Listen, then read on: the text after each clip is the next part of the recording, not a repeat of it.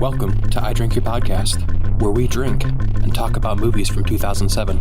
The fourth dimension will collapse upon itself, you stupid bitch. Shut up, I'm a man and I know what's good for me. Bountiful penis. Amen. Boy, my ass is sore.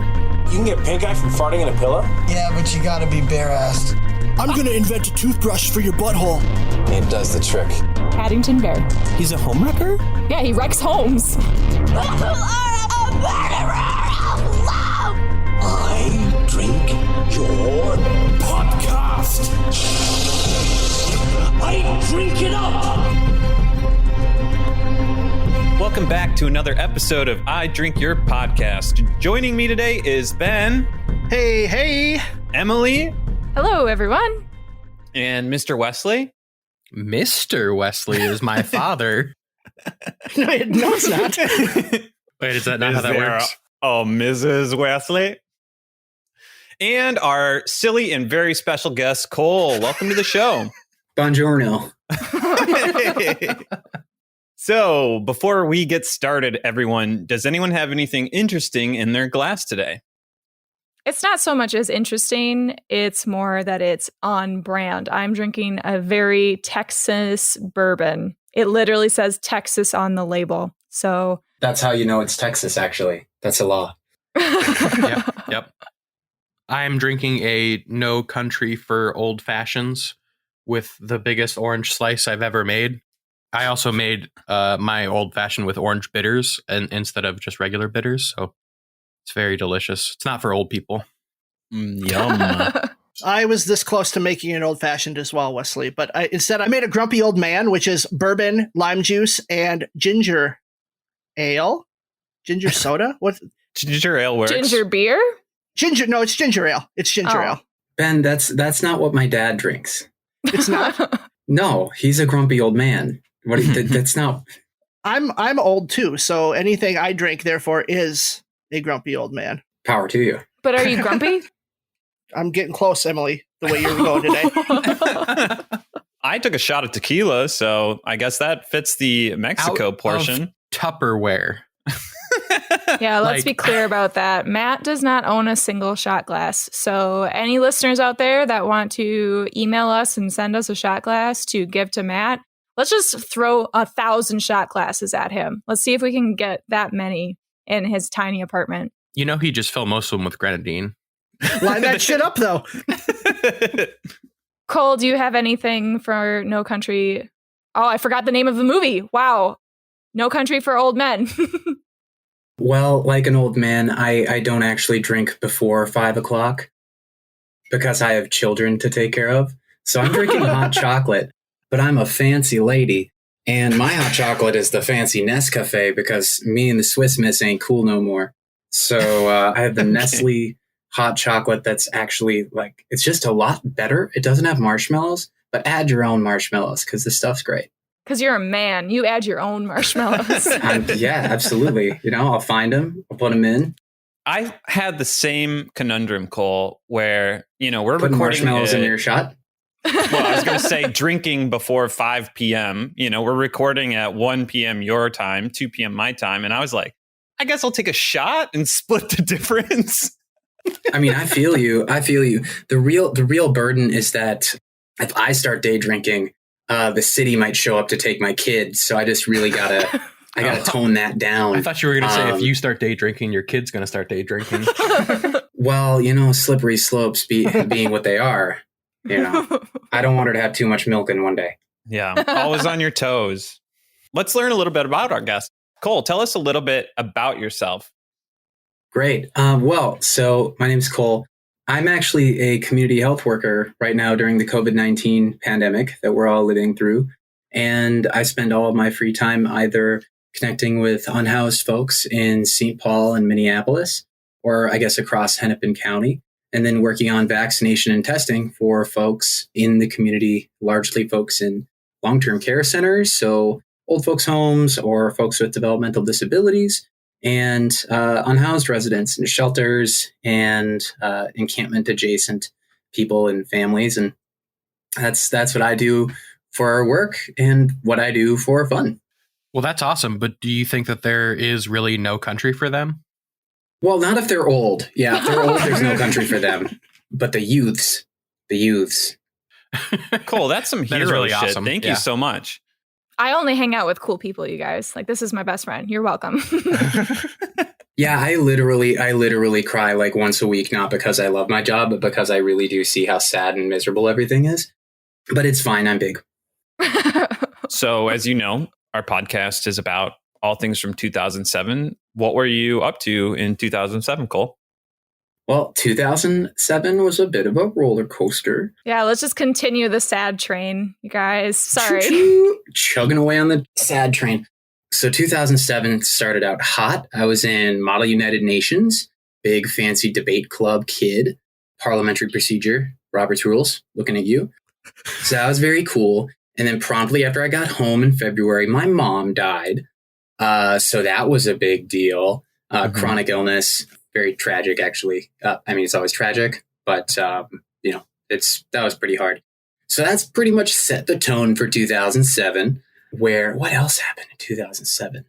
I turned 16 that year, but I already had a driver's license because I lived on a farm. And I had a Green Acres permit. Do any of you know what a Green Acres permit is? Absolutely not. I don't. No. It's some country bullshit where you can drive any vehicle during the daylight within, I think, 5 to 10 miles of the homestead and not in a class 5 city. So I couldn't drive to like Murderabilis or St. Paul, but I could drive to like an awful place like Burnsville. So there is that. That. Yeah, boom, got him. So I spent a lot of time driving around my cool friends because I was the only person with a car, which was cool. But other than that, 2007 was really a mess. And I'm glad I don't have to go back, except for this movie. I love this movie. But Cole, you do love this movie. Why is this movie near and dear to your heart? So I joke with Emily that I've never seen a movie that anybody likes. In fact, I haven't seen a movie ever. So I don't see very many movies at all. So if I see a movie, I'm like very interested in it. And I think No Country for Old Men was the first movie that I saw that was a proper film. And I was at the right age to kind of get that and also not get it. Like I was, I think when you're 15, you realize, wow, I'm 15. This is deep. Which was very much my experience with No Country for Old Men. But luckily, the Academy agreed with me. And that's not common for 15-year-olds to experience that. So, yeah, I love this movie. It helped me fall in love with the Coen brothers at large, and just I'm a big, big fan of environmental storytelling. I play a lot of D&D. I play a lot of video games in general. And I like when the environment is a character, and West Texas is up front and center in this movie. So I love everything about it, from the movie to the way it's shot to the characters. I think it's phenomenal. I feel like it could have been set in Burnsville and it would have been the same story. Absolutely not, actually. Yeah, I'm gonna have to say no. It would have been a bad Fargo. Actually, well, Fargo was set in partially in White Bear Lake, so kinda. And it's a Coen Brothers movie, so you're like close. It's like Fargo adjacent. I'll take half credit. Yeah. That's all you ever got in school. Close is not half credit, Wesley. Take the hand grenades approach. We watched No Country for Old Men for this week. And if you have not listened to our show before, the first half of our podcast will be discussing and reviewing the film. And the second half will feature our Battle of Twits, a creative competition this week featuring me up against our guest Cole, who I'm a little scared. I heard you were in debate club. A question was written specifically for you, so I'm excited to get into that. And our current leaderboard sits at, I'm at 9, Wesley's at 5, the guests are at 4, Emily's at 2, and Ben is at 1. I would love to see Cole completely wipe the floor with you, so you're still stuck at 9. I'm not because I hate you, Matt. It's just I think it would be hilarious. Right. And I hope that doesn't factor in with the judges, but I could see that happening. So never. Yeah, man, I'm gonna win, and I'm gonna take your fucking coat from Atlanta. So get ready for that. All right. Well, if Cole wins, you have to ship him your coat. Jesus Christ. Priority mail, baby. Yeah, I gain 1,000 shot glasses and lose a coat. I don't know. So, without further ado, let's talk about No Country for Old Men. So, this was directed by Joel and Ethan Coen, featuring Tommy Lee Jones, Javier Bardem, and Josh Brolin. What's the most you ever lost on a coin toss? Sir? The most you ever lost on a coin toss? I don't know. I couldn't say. Call it. Call it. Yes. For what? Just call it. Llewellyn Moss, played by Josh Brolin, discovers a drug deal gone wrong and tracks down the last man standing, who has $2 million. Overcome by greed, Llewellyn returns to his trailer with the money, but later feels guilty for leaving a dying man in the desert without agua. He returns to the scene of the crime and is attacked by the drug cartel. All the while, a hitman, Anton Sugra, God, I said that wrong, played by Javier Bardem, works to track down the money, leaving a trail of destruction for Sheriff Ed Tom Bell, played by Tommy Lee Jones, to follow. So, Cole, you mentioned right away that the environment is the character or something about Texas. I know that they open with a lot of these long shots of Texas sunrises or sunsets and this narration. I really wasn't into that. That's a real downer, because this movie won an Academy Award for things like that. That's neither here nor there. But yeah, no, I really love that part of this movie, just because it really kind of grounds. The title of the movie is No Country for Old Men, and I think really establishing the country in the very beginning and first act of this movie is so important, because you see Llewellyn Moss doing classic Texas shit, wandering about in the scrub. I'm surprised he didn't have a horse, but I'm not surprised he had that Ford pickup and just out shooting antelope. And I think that's classic West Texas shit. The other thing too, that was really great is that, you get to see the full experience of Llewellyn Moss as a veteran of Vietnam. And that is played into right away as you watch him kind of move through the space, everything from setting his scope to, how he approaches the kind of the shootout and how he tracks down the guy with the briefcase, looking, if I'm going to rest, I'm going to rest in the shade. Right. And it's such a good way of him interacting with the setting and how the setting has kind of trained him to expect certain things. So, and there's a meticulousness to the things that we see Llewellyn do, and in the way that it's shot, where there are no shots in that scene in the beginning that aren't there for a purpose. Like they all do a job of either establishing tone, establishing motivation for Llewellyn. There are things that just draw you in from the very beginning to Llewellyn as the character. It's selling this as a Western, the shots in the beginning. Like, this is a very modern day Western movie. Yeah. And I found there's just something interesting too about the setting and kind of playing with those movie tropes. So if you guys remember at the very beginning of the movie, like as he's shooting, he shoots the deer or shoots the antelope and he tracks it. And then once he pulls up his binoculars, he looks, and instead of seeing an antelope, he sees the black dog. Mm-hmm. And it's following the black dog, which is, symbolic of death, of course, right? That really sets the entire plot off. Instead of him finding what he expected to find, he finds this black dog, and just how he utilizes his boots as a way to kind of steady his rifle, which is very important when we talk about Anton Chigurh later on. Mm-hmm. But just the way that they interact, it's a very cool way of setting up Llewellyn as your classic Texas hunter ranch, working wherever he works kind of guy. Right. No, and I totally agree with that part. I'm talking like literally the narration in the beginning, the Tommy Lee Jones. I was just kind of in a weird space. I thought it wasn't a really great setup. Like, yes, they're showing these beautiful, spacious, open desert Texas fields, but I felt like the narration it was so conflicting for me. I couldn't follow both the scenery and the narration. Maybe it's because I'm just like a dumbass, but I don't know. I just felt it was so conflicting that I couldn't follow both at the same time. And I think that, especially after a rewatch, because I hadn't seen this movie in quite a few years, but that whole introductory narration of explaining like the old guard versus how people are now, I don't know if that necessarily plays out in the movie.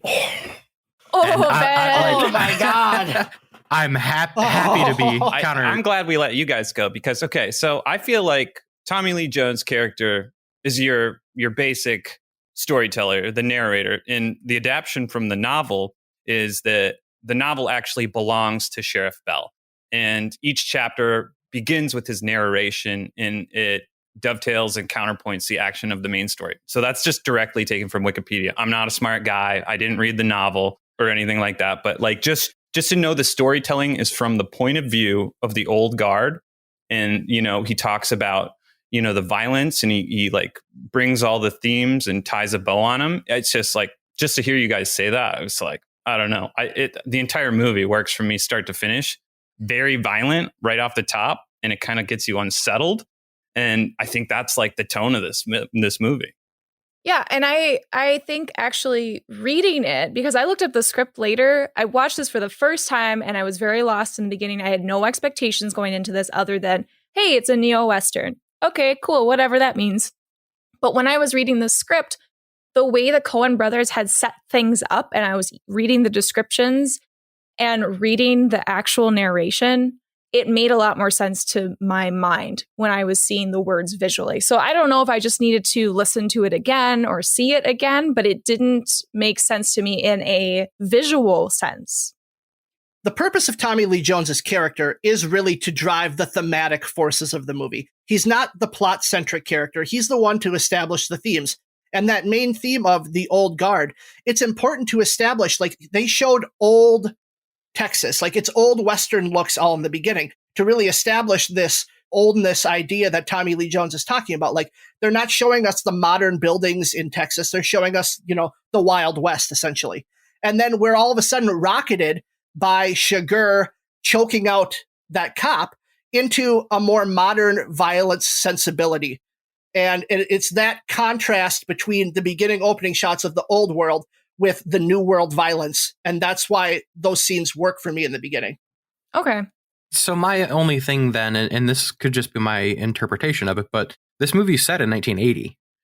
And so a lot of that old guard, quote unquote, is, I think maybe what got lost on me was I'm looking at an old movie and you're expecting me to know what the old guard was at that exact moment in time compared to what's new now. So like, I think a lot of what I was thinking of like transitioning from the old to the new guard would be in modern day in 2021, technology, you know, more subversive tactics, that kind of thing. So what it's playing on is people understanding where Westerns kind of came from. Like they're expecting you to have at least some knowledge of the look of the 40s and 50s Westerns, because that's the old guard that they're really trying to establish in the movie. Oh. Well, it's not new world technology. It's the new world mentality of like this nihilistic behavior, people doing things that aren't necessarily in their best interest and just not being afraid of the outcome, like a chaos society. Word of the day. What does nihilism mean? I believe in nothing, Lebowski. I don't know what that's from. Oh my God. It's from The Big Lebowski.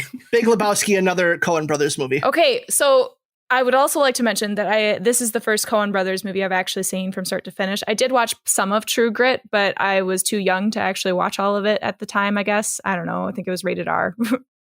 I don't know. I want to know about the Coen Brothers. Like, why are they such a big deal? Everyone talks about them. I don't really know anything about them. Well, they're a big deal because they are like proper Minnesotan filmmakers, which is very cool. From good old St. Louis Park, which is a western suburb of Minneapolis. Kind of like Burnsville. No, it's not, because it has the highest concentration of Jewish folks like myself in the Twin Cities metro besides Minneapolis itself. So take that, Burnsville. Yeah, take that, Burnsville. Swish. But yeah, so the Coen brothers are really cool because not only, you know, at least as a Minnesotan, they're very cool because they're Minnesotan filmmakers. They're good at making film.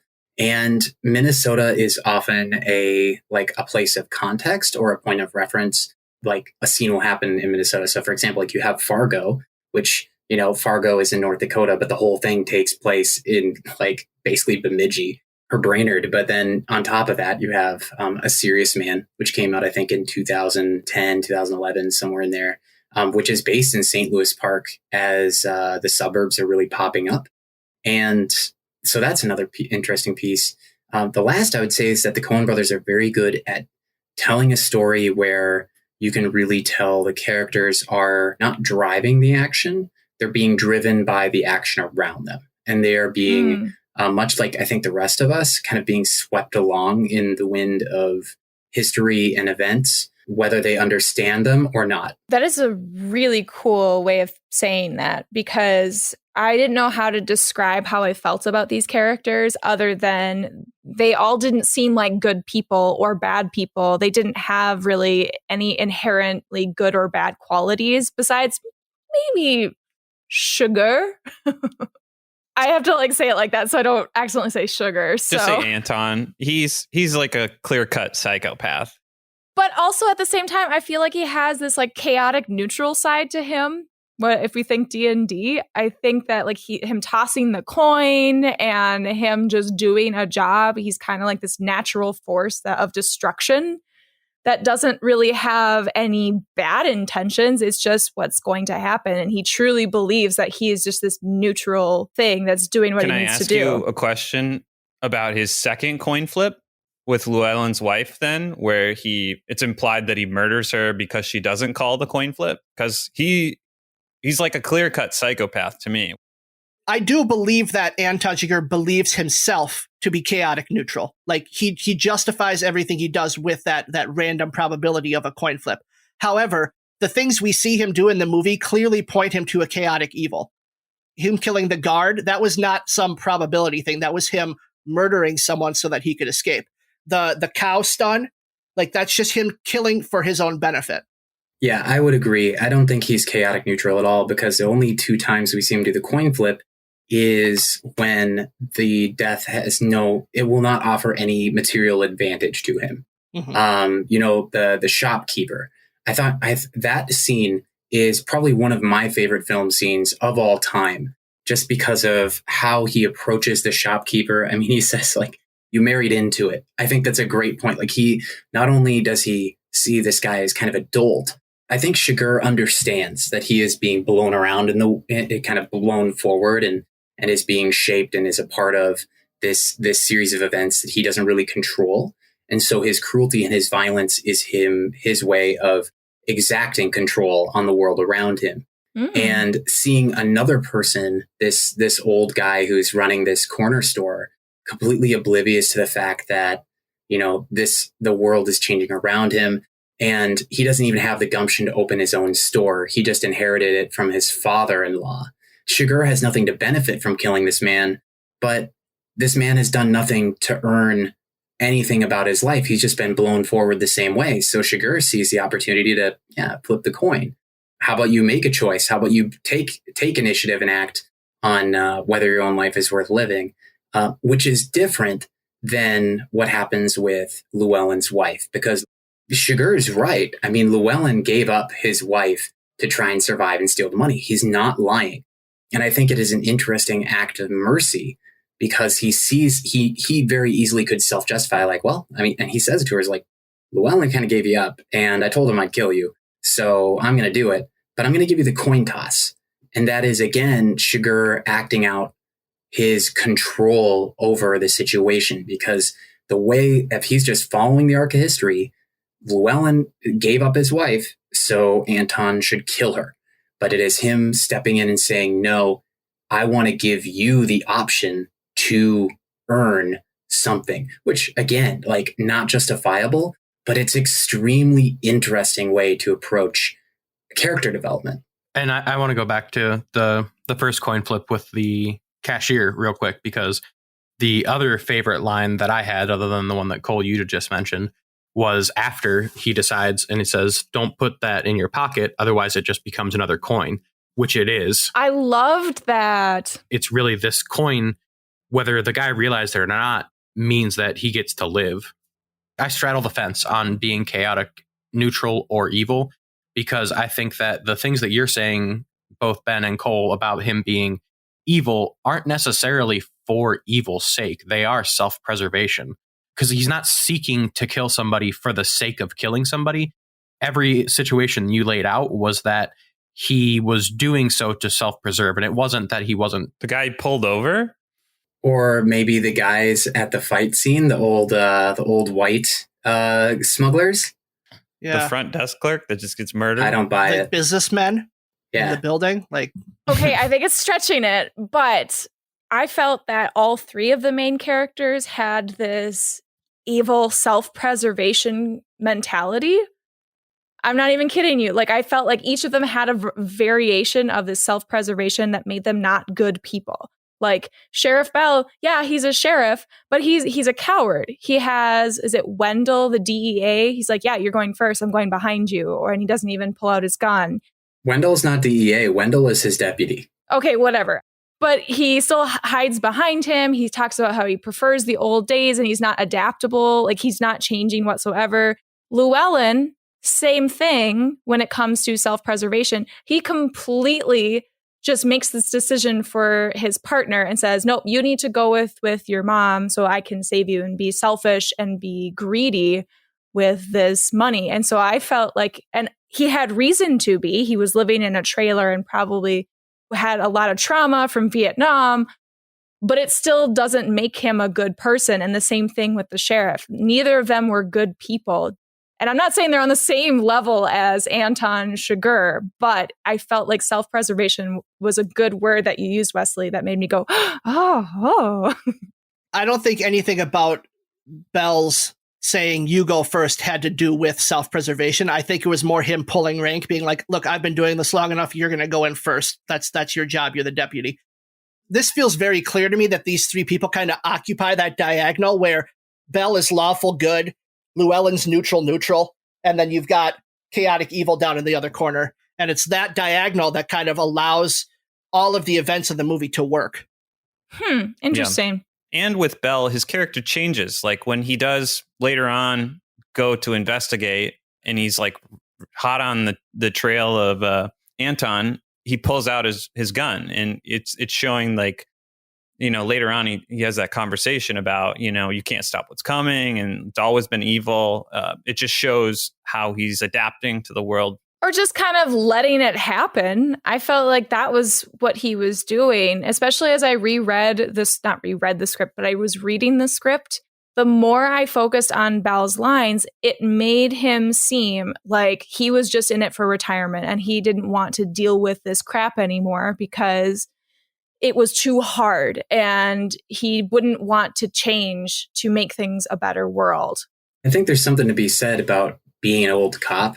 So my dad's an old cop, old country cop, and there's just a different way of doing things outside the city. And I think if you are accustomed to your biggest sort of event is, you know, pulling somebody over for speeding or taking a story and embellishing it, like, you know, the guy who shot the steer and, lost his arm or whatever. If you're embellishing stories and you're telling tall tales and the worst thing you have to deal with is pulling someone over or maybe someone causing trouble at the local bar, a guy like Chigurh it's like asking a firefighter to deal with a wildfire on his own, right? It is a completely different set of circumstances, a completely different set of rules to play with, and just a different level of commitment to chasing this one person. I'm guessing this isn't the future you had pictured for yourself when you first clapped eyes on that money. Don't worry, I'm not the man who's after you. I know that. I've seen him. You've seen him. Man, you're not dead. Huh. What's this guy supposed to be, the ultimate badass? No, I don't think that's how I'd describe him. How would you describe him? I guess I'd say he doesn't have a sense of humor. Realizing he's being tracked by a dangerous man, Llewellyn encourages his wife to seek safety at her mother's while he leaves with the money for a hotel. Unfortunately, he discovers a tracking device in the money too late, and Chigurh has a shootout with him. Both are injured and they retreat while Carson Wells, played by Woody Harrelson shows up to get the money from Llewellyn. He fails to get the money, goes back to his hotel, and Sugar kills him right before Llewellyn calls the room. Sheriff Bell tries to protect Llewellyn by trying to convince Carla Jean to reveal his whereabouts. He unfortunately reaches the motel rendezvous too late, as Llewellyn has already been killed. Speaking of Woody Harrelson, I had no idea that his dad was a murderer. Did you guys know that? No. Yeah, so that must be why they put Woody Harrelson in this movie, because Sheriff Bell makes a reference to, like, recently a judge was just murdered and assassinated. That was Woody Harrelson's dad. He killed a judge named Judge Wood, which I also think is funny. But not the killing, the name Wood. Okay. His name. Okay, good. Oh my God. Chaotic evil over here. Yeah, that's probably true. That's probably why I like Sugar so much. I didn't know that at all. That's actually kind of a little neat nod, but I thought Woody Harrelson's character was fantastic, and he really shined in the short amount of screen time he had, as well as like the conversation he has with Sugar in the hotel room. I think that was really amazing. Bless your heart, Matt. You're trying so hard. Matt is trying. Just say Anton. It's Sugar. Okay. Mr. Sugar? Imagine there's an extra R on the end of it. Sugar. No. Okay, fair enough. Well, I think that Woody Harrelson, and kind of what you had just said, Matt, about how little screen time he gets, I did find myself like halfway through this movie realizing so many things in this story were alluded to, but not really like explicitly called out. So, you know, like, yeah, we kind of covered a little bit, but like, who is Llewellyn other than a veteran? We don't really know. I mean, like, and his character does develop a little bit, but for the most part, he's just a guy. But he's a survivor. Like, he constantly is getting injured, and he keeps on trying to adapt and change to survive for himself. Right. So we know that he's able to do that, but we have no reason to know why he is able to do that. Until he talks to Woody Harrelson's character, right? Is that when we learn that he's a veteran? No, that's when we learn he's a welder. We learn he's a veteran when he comes back from Mexico after healing himself. He talks to the border guard and he lets him know how many tours he did in Vietnam. Well, no, he does because Harrelson meets him in the hospital. Yeah, that's Harrelson before that. Says, "You went to Nam?" He says, "Yeah." It's a good Josh Brolin. Thank you. There are a lot of other things in this, and I know I'm missing a bunch, but the ones that stood out to me, at least after I started taking notes, were Llewellyn's death. The fact that we just kind of cut to it, and you know, we were following him as what I kind of assumed was the protagonist of this story, and then all of a sudden, the anti-hero kind of. Yeah, he's just dead. Like, oh, okay, that seems so anticlimactic, but it still worked. And then I was going to say, even like who Anton is, who Woody Harrelson was, who Stephen Root is, like, and those might be things that I didn't quite pick up on, but at the same time, they weren't overtly said. And so I normally hate that in a movie, but for some reason that worked for me. So I don't know if there was anything else that anybody else noticed about how much was kind of expected for you to pick up on versus hearing about it. Yeah, I think this movie is just classic Coen Brothers show not tell, where there's so many little details that it does really reward a second or third viewing. So, I mean, just some simple examples, like number one, the boots, right? Llewellyn Moss, he uses his boots. You know, he cares about boots. He uses his boots as a utilitarian device to kind of steady his rifle and really steady himself. Literally, when he shows up to buy new clothes, the only thing he has is his boots. Compare that to Chigurh, whose boots are not utilitarian at all.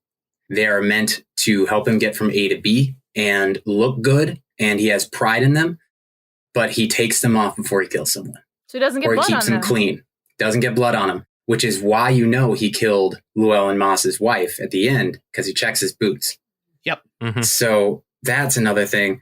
But I think even just Woody Harrelson, right? So at this point in Texas, this is when like Dallas oil money is king. Like Woody Harrelson's gross ass suit, that is classic Texas oil money suit. Like George Bush Sr.'s company is rocking it. You know, there's a ton of money, and he's dressed like he has access and works in that money. And so, I mean, that's why he's in a high rise. Just all sorts of just amazing things that are just shown, not told. Another thing, too, I am a big fan of the weapons used in this movie because they also tell a story. If you know anything about firearms, for example, Wendell's using, it's got to be like, I think it's like a Smith & Wesson Model 13. It's a classic country lawman revolver, but the sheriff has a proper Colt, semi-auto, probably something he's been carrying his whole life. The sheriff knows what he needs to carry day to day. The deputy might have a revolver because that's what he thinks he should be carrying as a Western lawman, right? You go forward to Chigurh versus a Llewellyn. Llewellyn has a sawed-off pump-action shotgun that he chisels himself, cleans off himself. It's a cool scene. Whereas, what does Chigurh come up with? A gun that doesn't even exist in 1980, the Remington 1187, which is a semi-automatic shotgun, which it's funny because if Chigurh is meant to represent this unstoppable future that is washing over the sheriff, there's no better way to display that than to use a weapon that literally does not exist yet in 1980. Okay. I think the Coen brothers invented it too. Like they went through and they had to design something like this. So they contracted out to somebody to design the aesthetic of the weapon. But the only thing they really changed was they bolted on that silencer, which, by the way, there's not really a silencer that works for a shotgun like that. That's just kind of made up. They did it all in post. It sounds good, though, whoever the Foley person is. I also like how you kind of whispered in to talk about a silenced weapon. Oh, and the word they use in the script is thump. That's like FHUMP. And I'm like, oh, it's totally it. Yeah, no, there's whole studios just like there's warehouses of cars for movies. There's warehouses of firearms too. And so I mean they're using it. It's a suppressed shotgun, which really doesn't exist. And it's even more deadly because he's basically firing. It seems like he's firing slugs sometimes and firing for pleasure. Because, I mean, if you're firing like in the car scene where they're fighting, or it's Llewellyn and Anton, their only real engagement with each other in the street, Llewellyn probably should have been dead because, Chigurh shot through more than just the engine block more often. I mean, you're not bulletproof hiding behind a car door. So just like, the way that the weapons are actually involved in telling the story of this is an unstoppable future. People will walk towards you with a sound suppressed semi-automatic shotgun and blow you away in a way that you cannot even understand. And that's not even talking about the Tech 9. That's not even talking about the MP5, all the other stuff that's it's cool. It's, you'd expect that in a gangster shootout, but it's very cool the way that they show you how time is going to come and these things are going to change. They don't have to tell you. Last thing, looking up where Llewellyn's mother-in-law lives by phone number. I thought that was a very cool touch. Just calling around and, well, why would you want to talk to him? Done. Got it. Found him.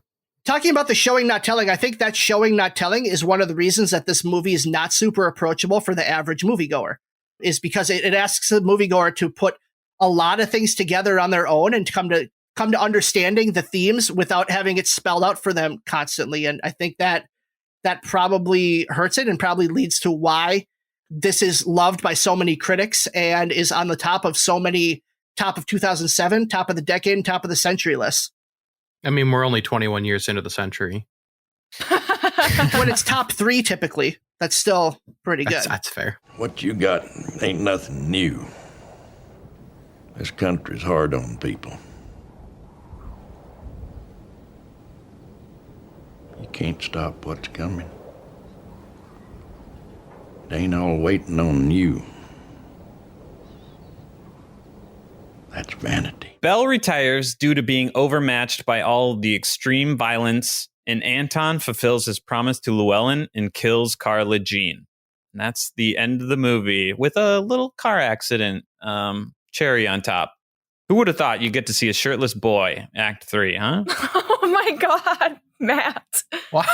Now we're getting started. Jesus. I'm keeping that in. Where are the academics on this? What's the theme? When that happened, I did take a note that I really wanted to be one of the questions this week. So I would love to hear if anybody else can come up with what other unintentional accidents Anton Chigurh has walked away from to avoid police or medical help. Because I thought that was super funny that just like this had nothing to do with the story. He gets in a car crash, and because of who he is, he just has to walk away. I'd like to think he slipped on a disco floor. Perfect. with that hair. Oh my gosh. He was at a wedding and got too drunk, but like couldn't go to the hospital because he slipped on and punctured his testicles with his keys.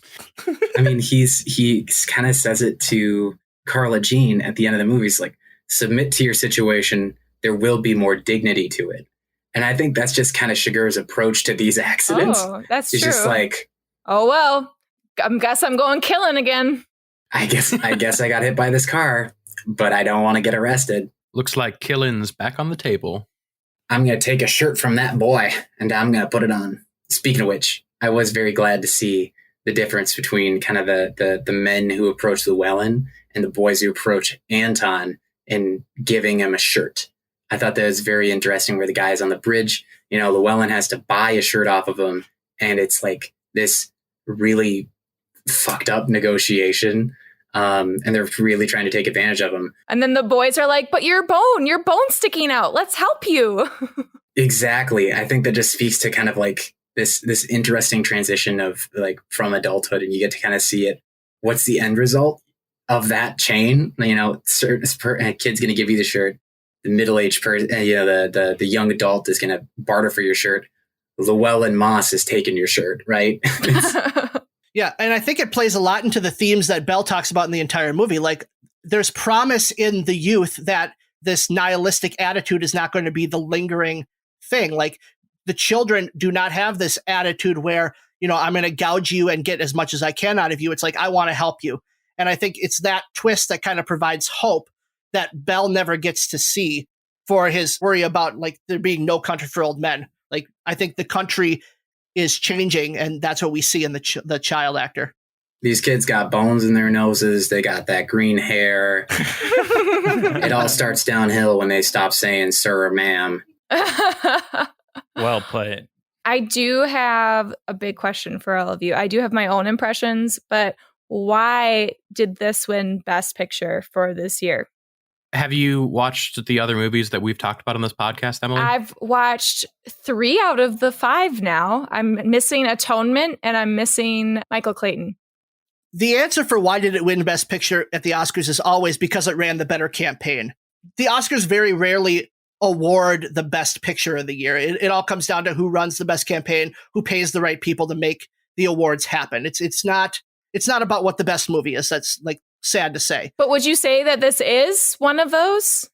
I always thought that There Will Be Blood was better. Like that. Oh my God. It's so long. That's true. So forever, I've thought like There Will Be Blood is better. On this second watching, No Country for Old Men is better. Having seen There Will Be Blood within the last year and No Country for Old Men now, No Country for Old Men is better. There's a lot more to dig into and a lot more that isn't just like flat out given to you like There Will Be Blood. It's a lot more of a challenging film, and it's a prettier film. The cinematography of Deakins in this movie is incredible.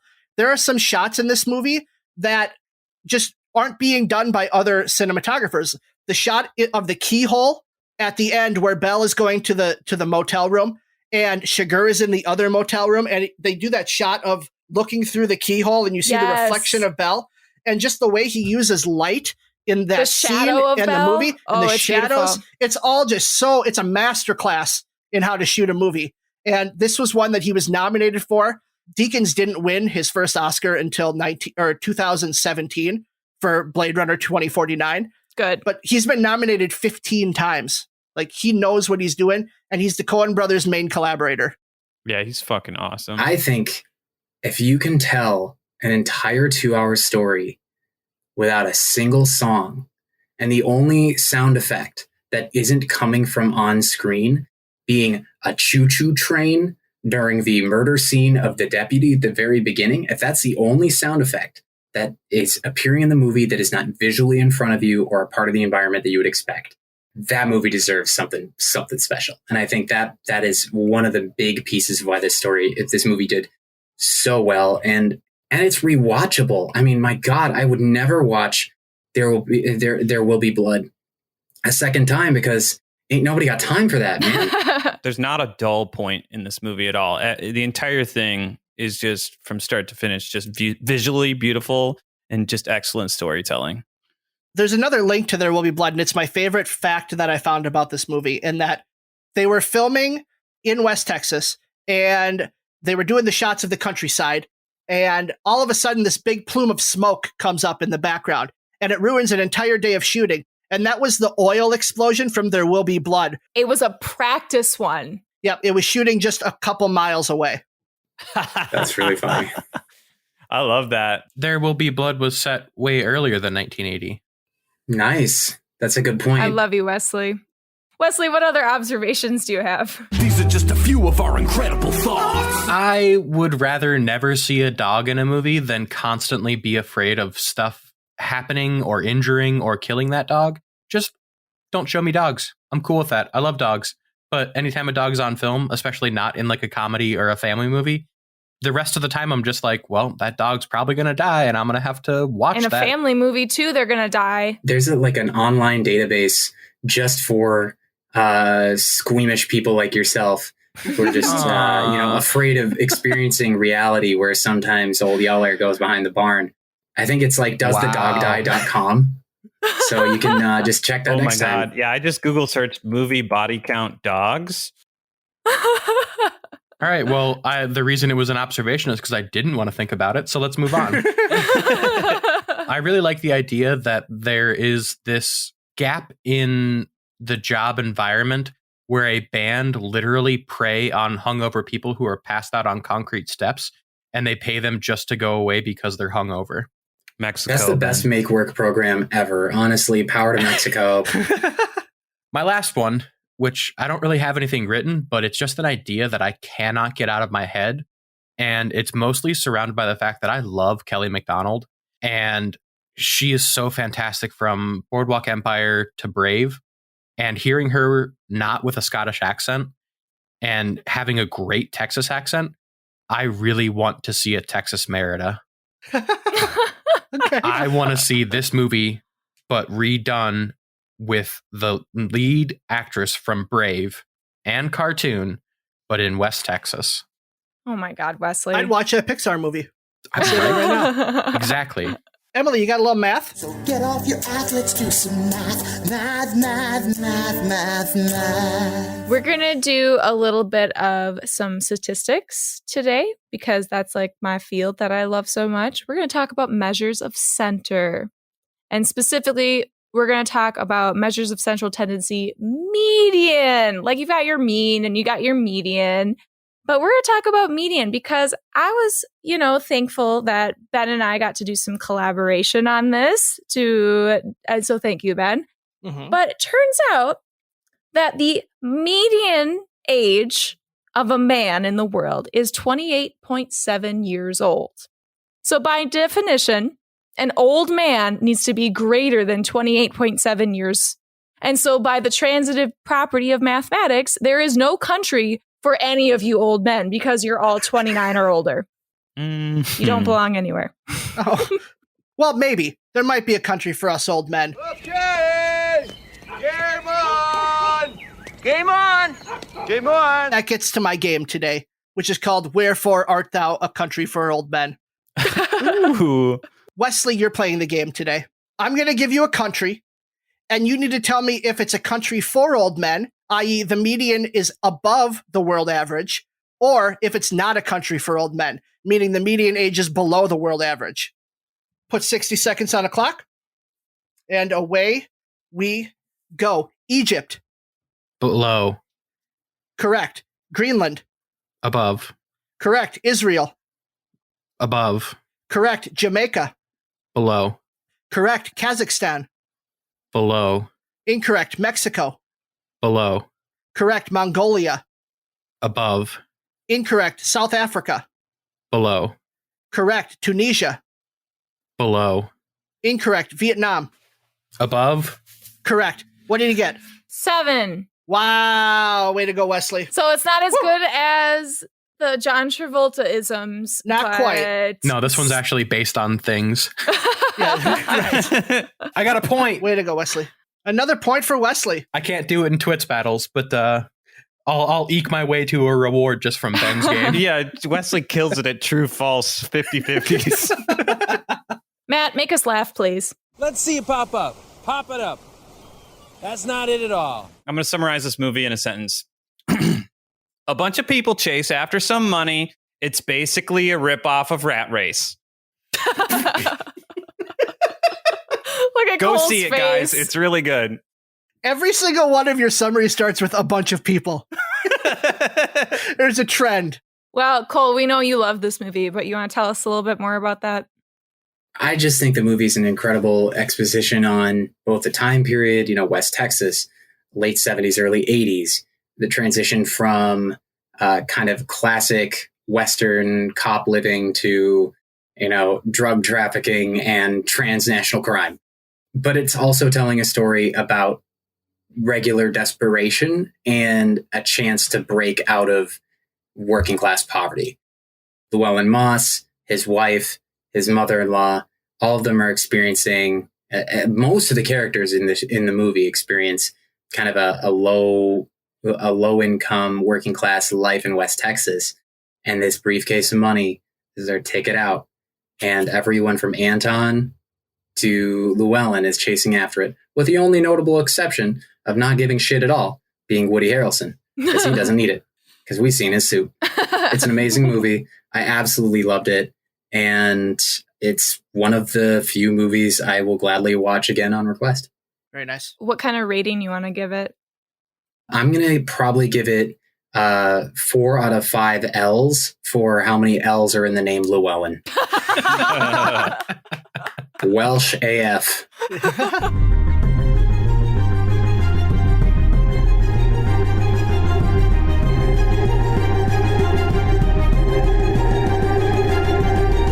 And now it's time to play Heads or Tails. I will blast 3 air rounds of questions to our less than old men. The survivor of each round will get 1 bottle of still sweating milk. Second place gets hit in the chest by a deadbolt. I will be more easily persuaded by the loudest boots and gravelly voiced answers. So, Twits, are you ready? Yeah. Agua. All right, so for this week's Wesley's Random Question, the character you're about to choose happens across $2 million. But you need to tell me how they came to find the money and what they are going to do next. So I'm going to roll to see who's going to go first. Cole, would you like odds or evens? Call it. Evens. You stand to gain everything. That was a 3. So Matt is going to go first. Your 3 options are Garth Elgar. Who's that? From Wayne's World. Oh, that's why I don't know it. Okoye from Black Panther. Or Data from the Goonies. Oh, Data 100%. Don't even just stop right there. Dude, I don't know who any of these fucking characters are. Okay, luckily I think your 3 are a little bit better. One of them you might not know, but I feel like the other 2 you will. While Matt writes his answer. All right, Cole. So while Matt writes his answer, I'd love to hear what you've been watching recently. What I've been watching. Yeah, I watch a lot of weeb shit. I've been working my way through the latest season of Attack on Titan. Highly recommend it. It is the synthesis of a lot of themes from the previous series, and it's probably going to cement Attack on Titan as one of the all-time greats of modern anime. So I think that's very cool. Let's see, what else have I been doing or watching lately? I watch a lot of YouTube, and my YouTube, it's not quite trying to make me a white supremacist or a member of the alt-right yet, which is cool. I like when YouTube doesn't do that. Yeah. But in the meantime, it's trying to convince me to get like a CNC machine or a way to adapt my 3D printer into being a CNC machine. Is that like the Music Factory? It might be. I'm willing to be convinced. I hope it doesn't lead me down the white nationalist rabbit hole on YouTube, but I'm willing to turn my printer into a wood carving machine for justice. I feel like that was the most No Country for Old Men joke that I could have made right there. All right, Matt. So you picked Data from the Goonies, and I want you to tell me how they came across $2 million and what they're going to do next. Oh, fuck, dude. This is bad. I told you to just stop when you said Data because... He did Data from Star Trek. I knew that's what you thought, which is why I said the Goonies, and I am not pulling any punches. So let's hear you adapt this to Data from the Goonies. It better be Data from the Goonies. You better somehow make it work. Goddamn world. Keep the same argument. So let's just say Data from the Goonies just got his emotion chip and is grappling with new human emotion. Hey, grappling. That's pretty good. Shh, don't help him. Oh, can I have an extra 15 seconds or am I fucked? Go. All right. So Data and his party of 4 other red shirts happen upon a treasure in which the 4 people wearing the red shirts die because Data's favorite show is Star Trek, apparently. And he has found what is a flash drive with 42.16 Bitcoin on it, which equals exactly $2 million. And just knowing his computer background, and because he's the smartest guy in the room all the time, he's going to be able to take that money and he's going to be able to be super greedy with it. And he's going to plug it in and start to launder that Bitcoin. And he's gonna buy a bunch of booby twaps and grappling hooks with all that money, and he's gonna start a business called Data's Shop of Horrors. Matt, I gotta ask one question. Yeah, sure. How well do you feel you did with that one? Out of 10, probably a 0. Hopefully you guys are entertained with how fucked I was. I was surprised at how closely Data from Star Trek and Data from Goonies are similar. Right. They're very computer smart geniuses. Well, Gene Roddenberry actually wrote his character. He made a time traveling device, and he based the character of Data on Data from the Goonies. So that's true. I remember that. Oh yeah, it's a key plot point in Goonies 7. Wesley, Data's their birth names. Their Christian name. Well, then they had no choice. I don't really have any follow-ups. I appreciate the having to turn on your heel, Matt. That was the best thing that could have ever happened in that moment. I almost said it when you stopped me after I said Data. I almost clarified not Data from Star Trek. Fuck, am I glad we let that go on. I love it. If you ever put me on a game show, it's like, let me stop you right there, Alex. R.I.P. But let me stop you right there, Mr. Game Show host. I got it. Proceed to give the wrongest answer of all time. All right, cool. Your 3 options are Alfalfa from The Little Rascals. Never seen it. Oh, he's shit. a little kid that has a piece of hair he's the one that sticks with the hair. All right, shit. Cat Stratford from 10 Things I Hate About You. Never seen it. Or Edward Scissorhands from Edward Scissorhands. Never seen it. I'm gonna go with Alfalfa. Well, let's talk about it for a second. Let him go. Yeah, okay. If he wants to do it, that's fine. If he's feeling confident. We'll give him another 30 seconds so we can at least look it up. Mm-hmm. So, all right, gang. What's everybody else been watching? Ben? My God, he's just playing with his knife as he thinks. He knows that you fucked it up so bad, he literally doesn't have to give an answer. This is bullshit. This is psychological warfare. No, let's not talk about what you've watched. Let's talk about Cole and how he's now shaving his mustache with a pocket knife. All yeah. Right. Okay. He's just mocking you, Matt. This guy is a hero. I'm pretty shot. Sure. This is nuts. I don't think you can call that a shot. I think that's leftovers. It's a Tupperware of tequila for the listening audience. I really do want to know, though, Ben, what have you been watching? I watched the movie Flora and Ulysses with my daughter the other day, which is on Disney+. The squirrel movie? The squirrel movie. It is a family superhero movie, and it's about a squirrel that gets sucked up into a vacuum and gets superpowers. Because of the vacuum? Unclear.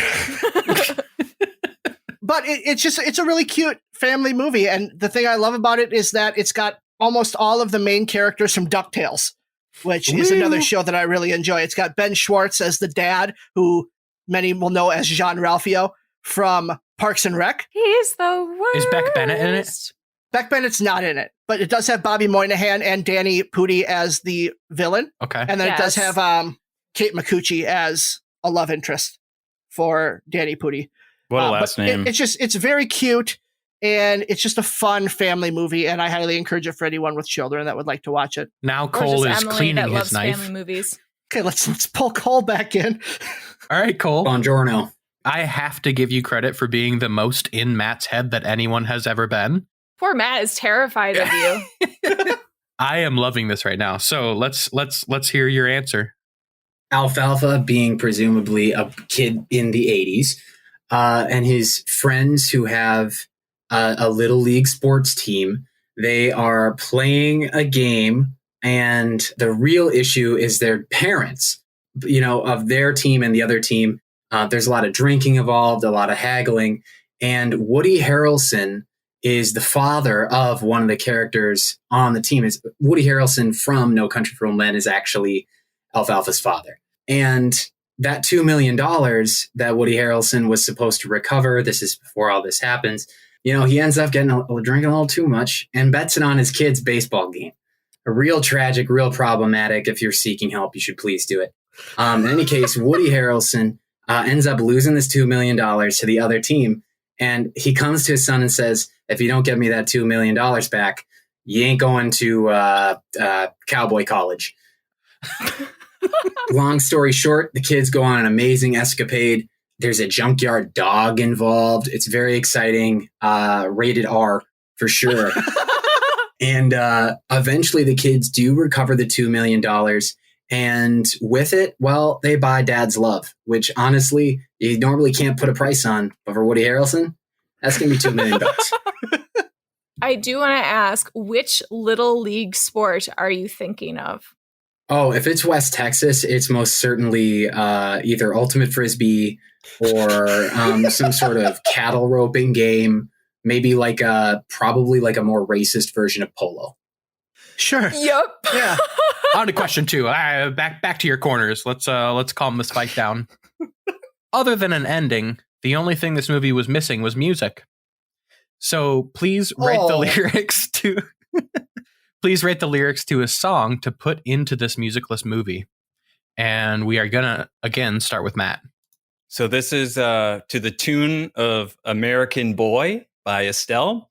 We got a psychopathic hitman round. Yeah, drug deal about to get wrong. Tommy Lee Jones is wondering how old man's coin flip makes him frown.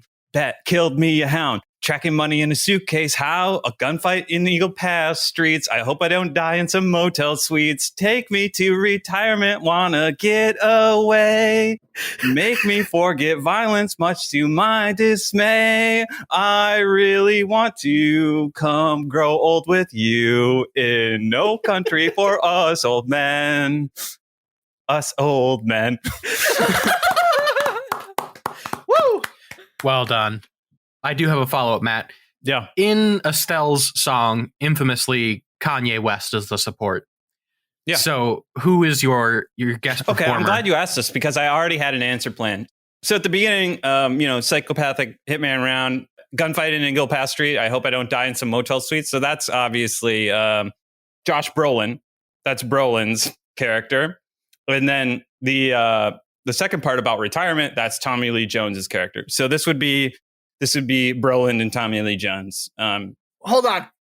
You're saying that this is a musical song that the characters within the movie sing performed this? They performed it. It's not like happening on screen. Okay. Yeah, I don't think that makes it that much better. It doesn't. Well, I mean, you didn't see it or hear it, so what do you fucking know? On to Mr. Cole. I would love to hear your song. Yeah, so as Father of the Year, I've based my tune off of the old Out in the Meadow.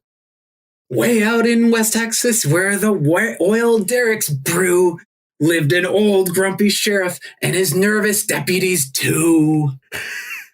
Oh, I'm not sure, said the deputy. Go in first, said the two. And the one deputy died and the old sheriff knew. I'm not going to go through all 10. You guys know you can count to 10. Like, you can count to 10. I did too, because that's where the oiled derricks brew. But I'm not. You can count to 10. I don't know that song. I don't know that song either. Will you sing the original song? My wife is from Tucson, and so we have a version of the book, Way Out in the Meadow, which is kind of a classic song, but it's all about the desert. So it's Way Out in the Desert. Oh my God, of course she has that. Yeah, way out in the desert where the cactus bloom and thrive lived a mother coyote and her little coyotes 5. Howl, said the mother. Howl, said the 5. So they howled at the moon where the cactus bloom and thrive. It's cute, but it kind of works its way up from 1 to 10 with various critters. Cole, I would like to ask, what is number 6 for No Country for Old Men? Ooh, way out in West Texas, in a nest built of sticks, lives a bunch of dead cartel guys, and their weapons loaded 6. Blammo, said the rifle. Shebang, said the 6. And they died in a circle in their nest built of sticks. Love it. And wow, which character from this movie is singing your song? That's just the joke. That's just the joke. No, it's Anton. Okay. Oh my God. Yeah, of course it is. Yeah. Well, let's just move on to question 3. So, honestly, Anton is one of the most terrifying villains that I've ever seen in a movie, and I think it's just because of how grounded he was in reality. There was no huge leaps you had to make other than him being crazy. But I think that we can do better. Obviously. So, I would love for you guys to create a villain more frightening than Chigurh. And finally, we're going to start with Cole. All right. Yeah. So I've been thinking long and hard about this. And I think, when we think about Anton as a villain, he really feels like a force of nature. But as we kind of mentioned earlier, it's a force of kind of ubiquitous evil. Like, he's only evil. He never really does he's not doing charity work on the weekends. And I think that kind of makes it a little more predictable. I think a real villain is more predictable, more unpredictable than even Anton Chigurh. Shapeless, can both be positive and a boon to your life, but also can be devastating and ruin your life. Fast as light, invisible. So my ultimate villain is Jack Jack from The Incredibles. Because there's nothing more dangerous than a superpowered toddler in being a force of nature that you love and loathe, can destroy your life, can bring you joy, but most importantly, is guaranteed to change your life forever. Probably worse, but it's not guaranteed. And that's why you keep them around, which honestly, if you had to pick the scariest villain of all, it's the one that you chose yourself. Ooh, what a tag. I got goosebumps. Can you guys see him? Yeah, that's because Ellie's going to destroy you. If I know any children that are like Jack Jack, I would say it's Ben's child. I gotta know, we said create a villain. So, like, Cole, yeah, obviously you could, like, fucking create a child. You did. So I'm wondering, like, are you creating Jack Jack with Savannah? Or is this, like, you are basing it off of the movie? Well, you or said create a villain more frightening than Chigurh. I could just be vague and say a toddler. Because, I mean, you give a toddler some scary superpowers. Anton Chigurh knows exactly what he's doing. A toddler never knows what they're doing. Do they have the same powers? Honestly, I feel like my own toddler has a lot of the same powers. Like what? She can randomly turn invisible the moment that I need to find her. She just magically climbs on top of things, so she can obviously levitate. She can be any size because her clothes never fit. That's a real pain. And she will randomly be wet. Yeah, I suffer from the same thing. All right, Matt. So why don't you tell us about the who's more frightening than Sugar? What's more frightening than someone threatening to kill you? What's something that's more frightening than a psychopathic killer with their own code of ethics? I think it's someone who's genuinely obsessed with you and loves everything you do. My villain should be very familiar to many people from the Chicago area. His name, Steve Bartman. A villain known for their love of the Chicago Cubs before single-handedly bringing the baseball team and the city to its knees through one of the most gruesome murders of a sports franchise of all time. This is his origin story. He would go on to become a reclusive man who seldomly spoke to anyone outside his own group of friends, 2 friends, his mailman, and his dog. He would become a murderer who only listens to murder podcasts, and then after obsessing over the host he loves with his Walkman-style headphones, he would go on to find them, curse them, and then murder them with a baseball bat. Murder podcast hosts would slowly catch on to this pattern and try to catch him, but they are always slow to his game, and his calling card would always be a 5-star review, apology for taking out one of the hosts, and his promise that he would be sure to give the podcast another chance in its new form once they find a replacement host that makes the podcast good enough to return to form, when he will return. I want to know how much of that went over Emily's head. Emily has no idea who that is. I don't know anything about what you just said. I also felt like it was a callback to last week where I kind of implied that I was going to murder you, Matt, but not really. Oh, I didn't recall that. So you're in the clear on my end. Okay. Just to remind you. Can anyone like Wesley or Ben explain to me what the fuck that was? Yeah, I can. Steve Bartman famously reached out over the field to pull in a foul ball, and as a result of that, it ruined the Cubs' chances of going to the World Series. And he became a huge villain for the city of Chicago because Chicago at that time hadn't been to a World Series in close to 100 years. So he became very hated, and that's kind of what Matt's drawing on. Got death threats. Character. Yeah. Chicago fan ruining Chicago's chances, getting death threats from the city. Unfortunate, really. Honestly, that sounds like peak Chicago. Because Chicago's always trying to get pissed off at some bullshit. And the Yankees would have just straight up killed that person. The Yankees are winners, though, so they wouldn't have let Damn some right fucking. They are. I'm pretty sure Matt just endorsed murder. No, he did worse. He endorsed Chicago.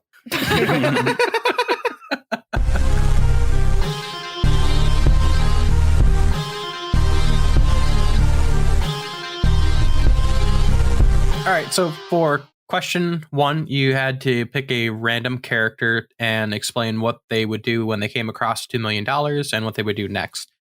Matt had the very unfortunate situation that he decided not to listen and pick Data, but Data from the wrong franchise. Matt, I really respect your attempt at turning this around. You got a couple of good ways to transition this from Data from Star Trek into Data from Goonies. I like that we didn't really give you a chance, but leaving some of it in there, as in they, with his party of 4 other red shirts and happening upon a treasure, installing an emotion chip and laundering money to buy booby traps. It was a fun roller coaster to be on in the moment with you. And what a roller coaster. Indeed. Cole, you chose Alfalfa from Little Rascals. You threatened Matt with a knife the entire time that your headphones were off. And I liked the way that you approached it because you didn't know any of the characters, unfortunately, that were given to you, which really sucks. But you still took a chance at creating what I'm assuming is based off of more just knowing movie stories and archetypes and that kind of situation. So I did like that, but I have to reward Matt for the stupidity and the ability to pivot. So I'm going to give question 1 to Matt. Question 2, you both had to write lyrics to a song for this musicless movie. Matt, you went first again. You had the benefit of a song that I knew and actually really enjoy, American Boy by Estelle. Cole, your song, unfortunately, I didn't know, but I thought it was really well written. I also, when you started it off with I'm Father of the Year, so the song I'm going to pick was immediately my mind went to Baby Shark. And I thought that would have been really funny, but I'm also not a father, and I think that's like a couple years old.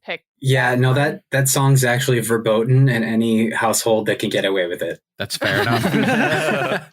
I think you both did great at writing lyrics and tying it to the story. And what it's going to come down to is kind of some of the stuff afterwards, where Matt, you said that Josh Brolin and Tommy Lee Jones are the ones performing it versus Anton performing it. And then the thing that absolutely pushed me over the top was Cole saying in his thrown at question of what's number 6, Blammo said the rifle. Yes. I like so that line a lot. So question 2 is going to Cole.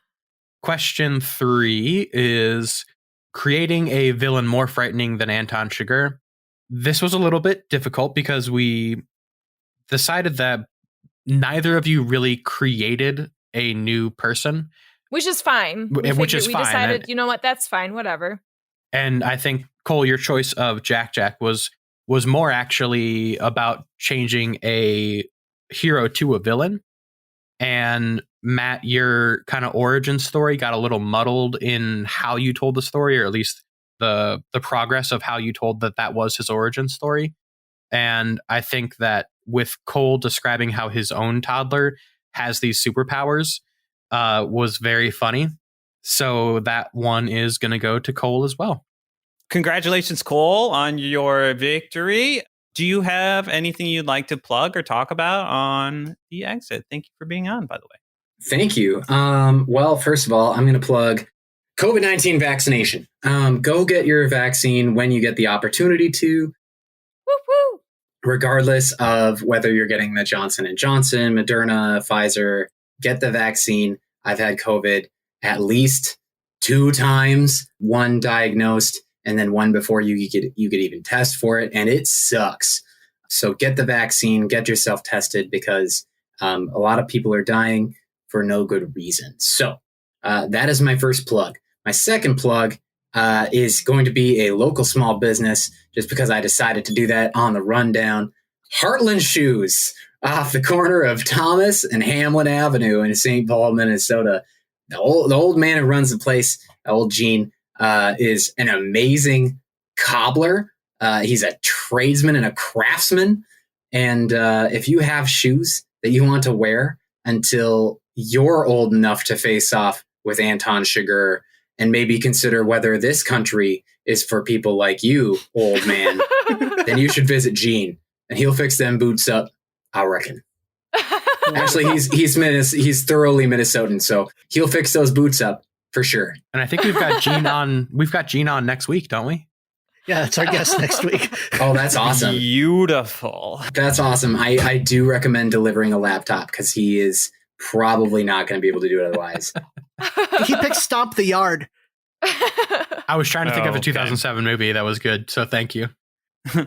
So yeah, thank you again, Cole. And if you're still listening, be sure to subscribe and rate the podcast and share it with your friends. And we appreciate all those things that do help podcasts grow. Send us shot glasses for Matt. Yeah, send us shot glasses. Screenshot your listening to the podcast and send it to our social media. We are on Twitter. We're on Instagram at IDYP_podcast.